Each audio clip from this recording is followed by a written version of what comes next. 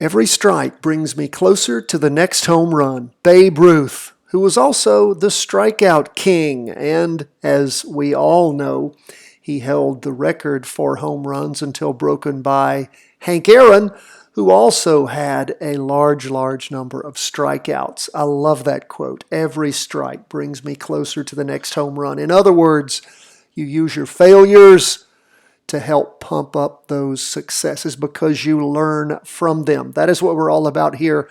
Practice trading day after day, charting these markets. What do we see going on? Everything is up for the day. The biggest gainer, just barely. Well, I thought it was going to be Bitcoin. No, it's not. It's actually gold. Gold up 0.99%. We're going to start with the S&P 500. What do we see there? Well, you guys know we had a weekly vertical crossover on the week ending the 9th of April.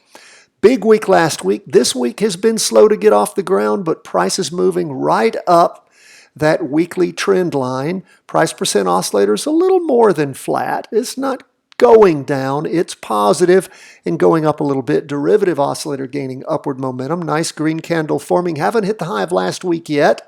We look at the 2-day chart. We have our second spinning top that is forming. It is an open box red top, means a slowdown in the up movement. We had many days of strong up movement, and then over the last 3 days, because this is only the first day of this latest 2-day candle, we can see where things are sliding sideways. Price percent oscillator is still heading up a little bit. Derivative oscillator peaked out back on Friday the 16th. So we'll continue to watch and see. The half-day chart is negative. We had 2 strong days of down movement. And then, of course, on Wednesday, things started moving back up. So we'll continue to watch, wait, and see as things move along. We do want to keep seeing strong movement on that weekly chart, that price percent oscillator heading up, the trend line not being broken, that 2-day chart. We want to see it recover. Hopefully, if things continue in the same direction on Thursday, that red spinning top might turn into a green spinning top or a green up candle. That would be nice. We'll continue to watch and see the way things go. What about the Qs? Qs is trying still to cross over on that weekly chart. Might happen by the end of the week. We'll keep an eye on it. Still haven't hit the high of last week, but getting close. We, of course, are still in a confirmed down move until we have that crossing. That's why you want to go ahead and tell yourself, mark in your book to be watching to see what happens on Friday. We'll continue to watch, plan, wait, and see how things move. We leave the weekly, go to the 2-day, still moving up on the price percent oscillator, derivative oscillator losing some momentum. We do have a red spinning top.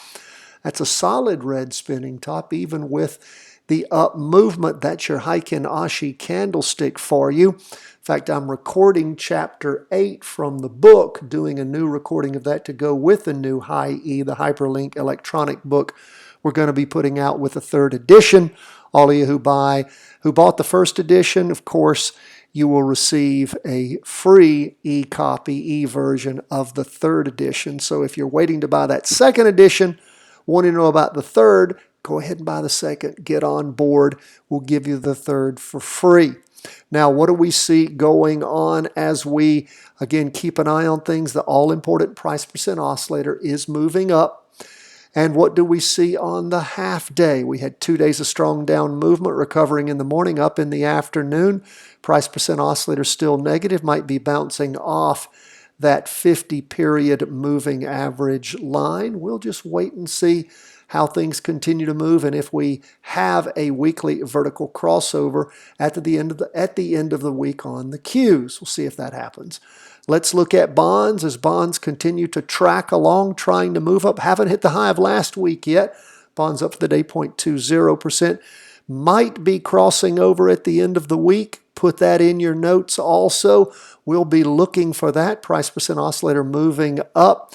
Derivative oscillator going positive. 2-day chart looking nice. Again, like we said, haven't hit that prior high, but moving up nicely. First day of this latest 2-day candle. And we see on the half day, things moved down and sort of just holding right above The signal line hasn't crossed over going down, so we'll keep an eye on it. Derivative oscillator still a little bit negative. That's where we are when it comes to bonds. And we're going to lastly, before we touch on Bitcoin, we're going to go to gold. Gold's our biggest gainer for the day, 0.99%. Looks like we will have a weekly vertical crossover at the end of the week. Again, you can't say positive until we get to Friday afternoon around 3:50, but do make sure you're a-watching. Going into our third week of up movement on gold, I sure hope gold is bottom. Derivative oscillator's gone positive. 2-day chart, it crossed over going up all the way back on the 19th of March. And again, slid sideways down and then really started the latest build back on Thursday, the 1st of April, and just continues. It's floated sideways for 4 days between the 12th and the 14th, but we've seen these last 5 days moving up substantially. So that looks good on the 2-day.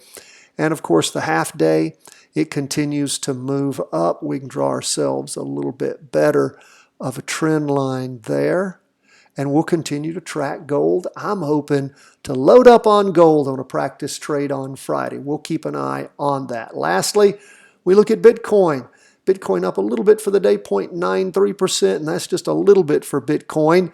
We have pretty much a doji indecision tending down. It's a red doji. Of course, the price percent oscillator heading down, derivative oscillator gaining downward momentum. 2-day chart, down candle forming there. Derivative oscillator gaining downward momentum, price percent oscillator heading down. Half-day chart, maybe Bitcoin is hitting a bottom here, trying to move up. It's been at that same spot, around that same spot since Monday. So we'll keep an eye on Bitcoin as it continues to move along. What are we waiting for? Of course, the next weekly vertical crossover going up on Bitcoin, because right now it's just sort of popped up and sliding sideways and down. That's where we are as we end the day on Wednesday, go into Thursday. Appreciate our Patreon supporters.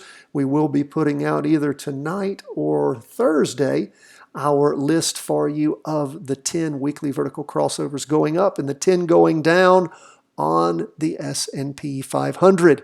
The work of doing all that is underway. God bless, my friends. All the best from the whole team at Charting Wealth World Headquarters.